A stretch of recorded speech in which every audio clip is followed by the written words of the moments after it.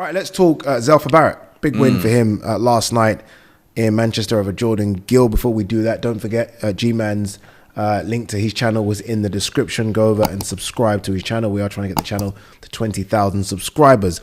I'm going to let you have the floor on this one because obviously I was there working the event. And sometimes I feel like when you're working the event, you are watching, but I always feel like when I'm watching it at home, I kind of feel like I'm watching it better because all the camera angles you get. Sometimes when you're there watching it ringside from one angle, you don't really take everything in. So 100%. I'm going to throw it to you. How do you think Zelfa did? Yeah, 100%. I agree with you. When you're there ringside, you're only you've seeing one angle. Obviously been to loads of events. It's weird, right? Because I actually thought both guys looked pretty good. Like even Jordan Gill in defeat, I was like, damn, you look good. There's actually a lot still there. And I was worried about Jordan Gill going. I thought Zelfa Barrett would win. I thought he'd stop him. But I was surprised how much Jordan Gill had left in the tank. That really did surprise me.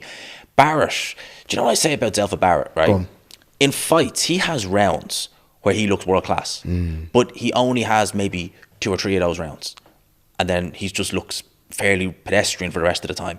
When he had that world title fight, the first couple of rounds, I was like, what am I watching here? And then he just seemed to just stop. It wasn't fatigue. It was just like, all right, the hard work is done, and kind of, I don't need to worry now. And you're like, mate, he's live. Don't do that. Is that a case of you think he runs out of ideas, or a case of maybe he gets complacent in there where he thinks he's done enough to bank the rounds? Because watching yesterday, there was a time, and this video might go all over the place, guys, apologies, but there was a time yesterday, I think it might have been round 8, where he, Lyndon Arthur, obviously very close with him, screams ringside at him something, and Zelfa's almost like, what, I'm losing?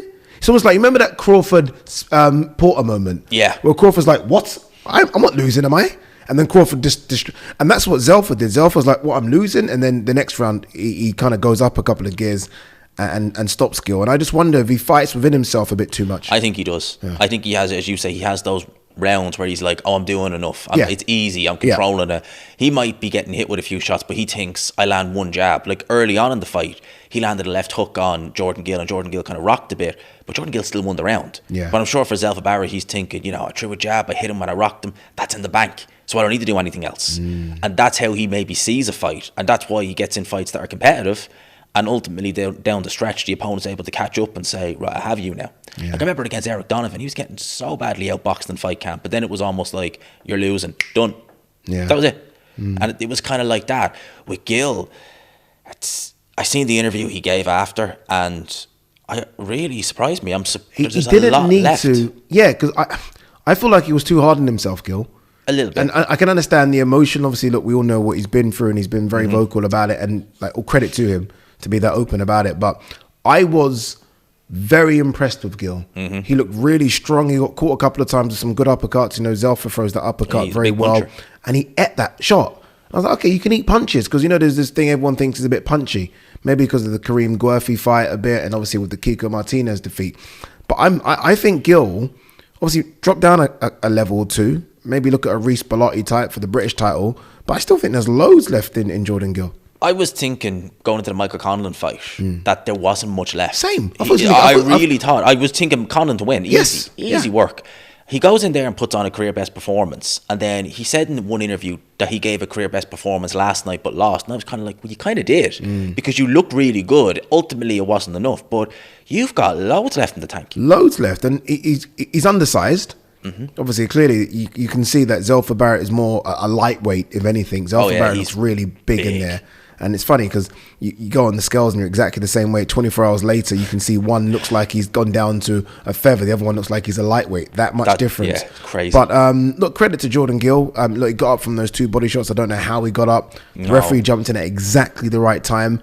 And I think the referee saved him to have another couple of fights. He could have got knocked out badly because Zelfa started really sitting on that shot, that right hand. He was down twice. He was hurt. I don't know how he got up because he looked in agony with those body shots.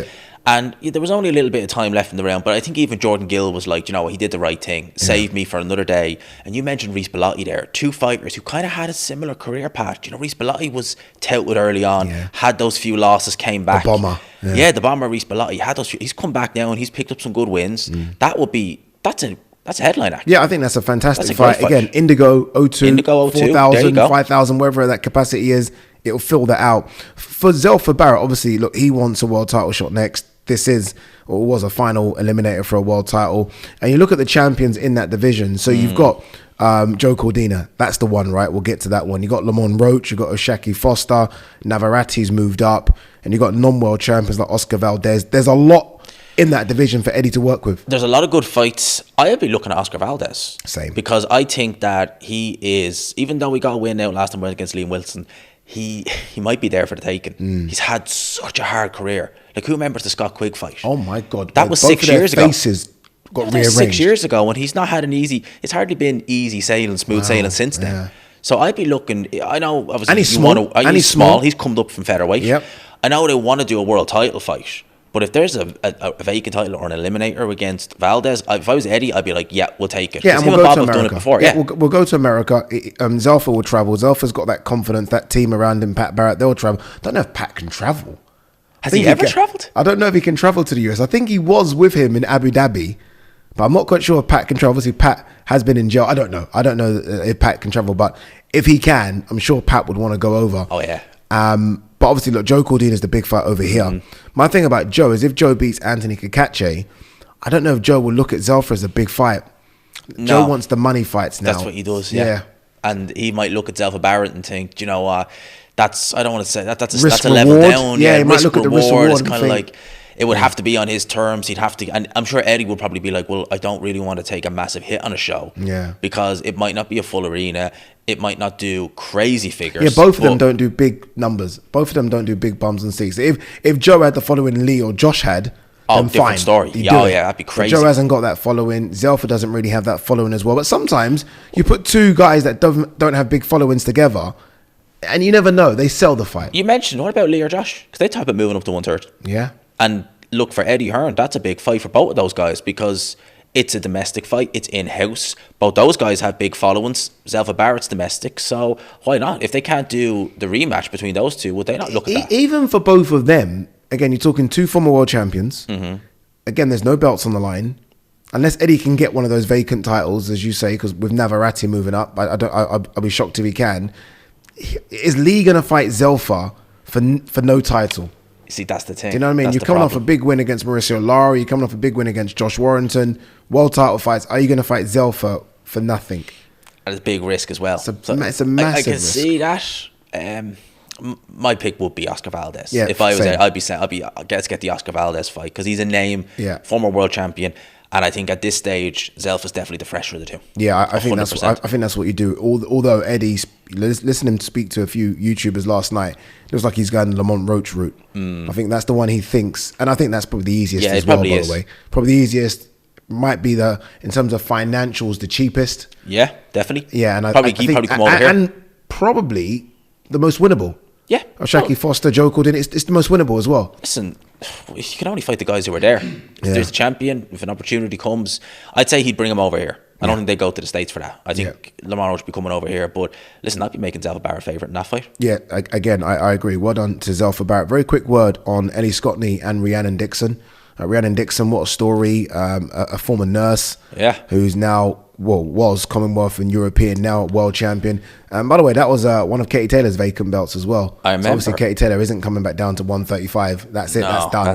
That's see you later. I remember Rhiannon Dixon. She fought on, I think it was VIP Promotions back in the day. Wow. And they were little 4-rounders. I think Channel 5 showed a few of her fights because I remember seeing her pro debut. And I remember her weigh-in and the girl actually was real disrespectful and Rhiannon Dixon dropped her in a few seconds. So I remember seeing that and to see where she's come from to now with Anthony Crawler, credit to him, good trainer.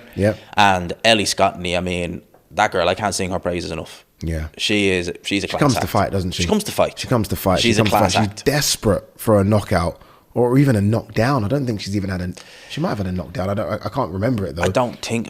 Look, some people just don't have that power. Yeah, but you know the problem is she fights like she does have the power, and that might be her undoing when she does, try and go for more unifications, undisputed fights, because she fights in a phone booth like she can hurt you. And I do wonder when you look at some of the other champions who can crack a little bit. I don't know, but look, credit to her. She's now the IBF and WBO, BO, super bantamweight champion, and the ring champion as well. Unified champion, and she's done it in 10 or so fights. Yeah, thereabouts. I think that was a 9th or 10th. That's crazy. That's crazy. There That's you go. crazy. Well done And to... listen, she might not have a lot of power, but they've been great world champions. Big up to Barry Jones. Yep. Paulie Malignaggi. He'll admit it himself, but big up to him every time. Not everyone's got the power. Not everyone has it, but Not doesn't mean you're not everyone's good. got that. Yeah, doesn't at all. So look, good show yesterday. Decent show. Zelfa Barrett, obviously with the big win. But again, Rhiannon Dixon, Ellie Scotney, big wins as well. And look forward to seeing what Zelfa can do. Very intrigued to see if he stays at the weight or goes up to lightweight and chases some of the big names and the big money fights there. G-Man, as I say, is in the building here for a couple more days. Do me a favor, please. Go to his channel. The link is in the description. Hit that subscribe button. Follow, like, share, all that good stuff. We are trying to get the big man to 20,000 subs. Peace.